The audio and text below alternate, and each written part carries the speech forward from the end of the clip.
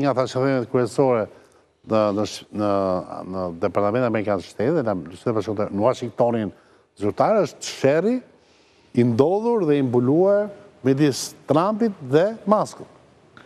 Kjo është për çështjen e Kinës. Sepse Trumpi tha, shiko, kam gjallë, kam shpirt për përkthej për popullin, ti dashur Musk, je suporti im, ke qenë për shtetësim elektoral, je kryetari i zgjedhur, shefi DOJ, pra i departamenti për pastrimin e administratës nga këta që flenë gjume, nga këta parazitet e tjera, dhe nga demokratët që kuptohet, se kështu ndodh gjithandej.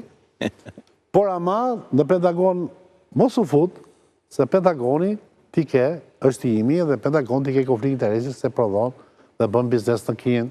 Bozheko? Unë e shoh në vazhdën e asaj që është supremacia amerikane në gjithat në 3 dimensione.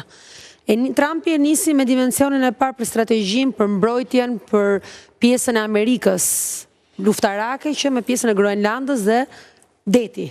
Koncepti parë, deti. E nisi në këtë pjesë, siguria, Groenlanda. Amerika është fuqi detare. Mirë, një sekond, është fuqi detare, pra e nisi me këtë. Fuqia tjetër, demonstrimi. Flasim po e merë shkallë, pra. E dyta ishte toksoria, sepse toksoria dihet përsa i përket me Ukrajinën në këto momente, trupat, njërë nëse hynë trupat amerikane, nuk hynë dhe uljan tavolin me Moskën. Dhe e treta, dominimi ajrit, pra 3 elementet, me shown demonstrativ të teknologjisë së 6.